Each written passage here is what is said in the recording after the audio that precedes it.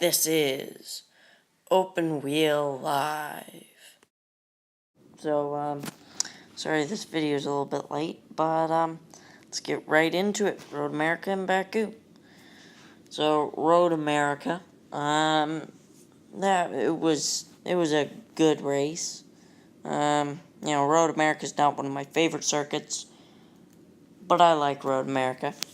So, the race was, the qualifying was interesting. It was 4 Penske's, and then Ray Hall and Dixon, were the top 6. It was Elio started out. He had a 3-second lead. Then he pit, and again, his strategy changed the complexion of the race. Because Newgarden pit a lap later, and Newgarden took the lead, and then Dixon got by Elio. And so Dixon was second in all the pit strategy.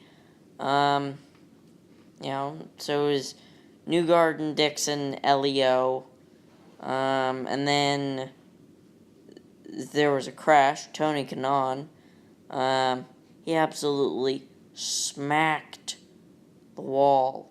It was a really bad crash, but and that was with 3 to go, I think. Then they restarted the race, and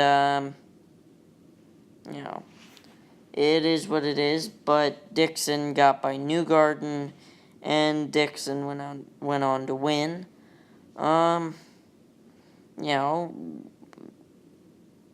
Road America, it's not.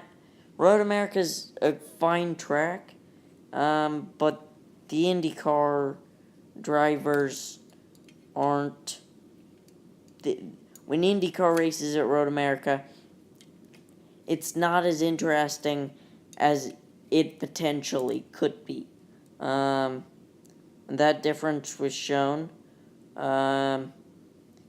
with the Baku Grand Prix, which we'll get into now. So, I'm sure you've noticed that the IndyCar section was extremely short, and that's for one reason. This Formula One race was a cracker.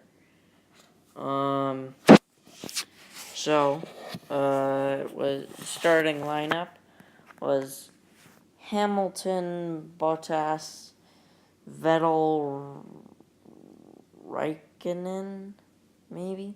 That was the top. I don't exactly remember. But anyway, race starts. It's going along swimmingly. They're about to lap 10, and Valtteri collided with Kimi. Or was it the opening lap? Anyway, Valtteri collided with Kimi. Valtteri got a flat tire. Kimi was fine. Valtteri got a flat tire. So Valtteri has to come in and pit. Then, about lap 20, the fun ensues. We have a safety car, the first of many safety cars. And this was for Kvyat, because as you come up this castle section, and I'm sure I'll have a picture, but as you come up the castle section of the racetrack, there's you go up the castle section, there's a right-hander, leads to about a 500 or so foot straightaway, a short chute, if you will, and then there's a left-hander, and Kvyat was parked just past the apex of that left-hander, and this is a street circuit, so there were apparently no cranes anywhere around. Doesn't make much sense, but so Kvyat, he's the reason for the first safety car. I believe Verstappen retires in that time frame as well. It was just really not. It really just hasn't been a good season for either Verstappen or Kvyat. So now, everybody pits and everything. The first safety cars come out. They restart the race. There's the right-hander, or no, the left-hander, that is turn 1. They go down, they get through turn 1, they get onto the short chute, and they go into turn 2, and Perez makes attempts to make a move on the outside of Valtteri Bottas, and Ocon kind of squeezes him. Perez doesn't make the pass. Ocon kind of squeezes him towards the wall, and they collide. And so there's debris everywhere. And so there's a second safety car. And Kimi has damage. Perez has damage. Yeah. All of that. So safety car comes out. During the safety, this is fun. So during the safety car, there was Hamilton slows down. Okay. You go off you come out of the castle section. You're heading down the straightaway, or the curvy straightaway. They come out of that corner. This is at safety car speed. The safety car pulls away. Hamilton slows down, and Vettel runs into the back of him. Okay? So they can... so Vettel pulls up beside him, raises his left hand, like, hey, what are you doing? And Vettel's car swerves. I'm not sure if he controlled the slide or if he controlled the swerve or not. He swerves, he hits Hamilton. The cars are fine, they continue. So Vettel backs off. They restart under the safety car. And Vettel has a bit of damage. Obviously, yeah. So he has a bit of front wing damage.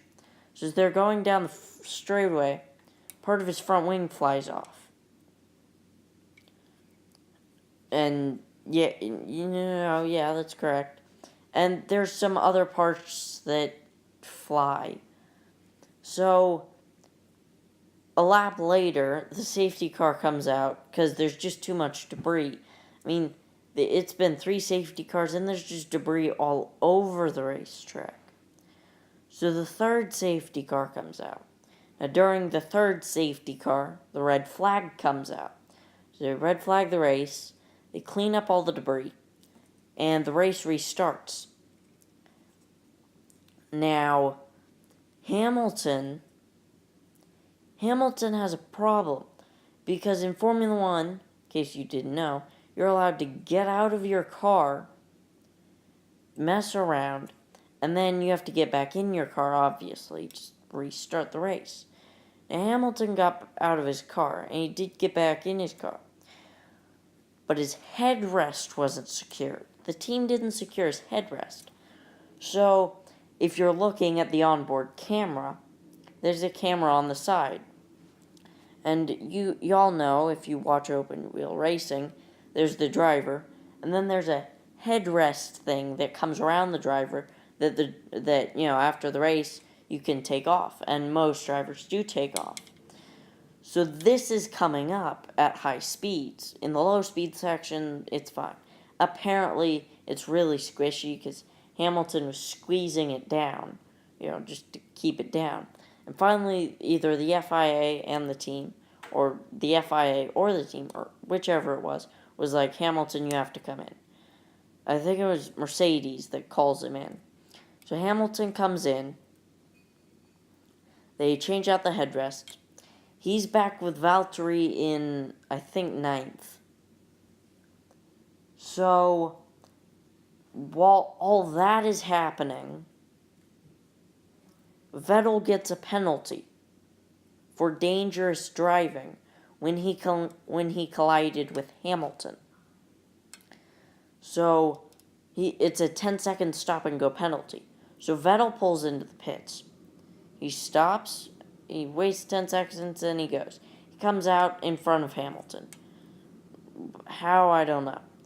So, the running order at that time was Ricciardo, Lance Stroll driving for Williams, Nico Hulkenberg, no, it was Massa, Hulkenberg, Magnussen, Alonso, Bottas, Sainz, Hamilton, Vettel, Grosjean. No, it was Kvyat, Hamilton, Vettel. No, it was Sainz. I was correct the first time. Sainz, Hamilton, Vettel, or Vettel, Hamilton, Grosjean, Kvyat, not Ericsson, Verline, Raikkonen, and Van Dorn was somewhere in there, and then the last car was Perez, and Ocon was somewhere in there as well. Anyway, so they keep going, and there's the three cars, Massa, Hulkenberg, and Magnussen, are all in the same straight. It was Hulkenberg, Massa, and then Magnussen. So Massa pulls up alongside Hulkenberg. Magnussen pulls up alongside both of them. Magnussen passes both of them on the front straightaway. And Massa doesn't get past Hulkenberg. So they keep going. And just after they pass the end of Sector 1, there's a right-hander. Hulkenberg hits the wall. His right front suspension is messed up. So he pulls off the track just before the castle section. And Magnussen has issues. So Massa has issues, so he pulls off the track. So it's Ricciardo, Stroll, Magnussen, and Alonso. The strangest top 10 you've ever seen. So, with about 2 to go, or actually, so let's move on to the last lap. So, a bunch of passing has gone on, and it's Valtteri, Vettel, and Hamilton have moved up into 3rd, 4th, and 5th, in that order. Stroll's 2nd, and Ricciardo's first. Ricciardo's leading. So Ricciardo goes on to win the race. But on the front straight, Valtteri Bottas decides he needs more points, so he overtakes Stroll and finishes 2nd.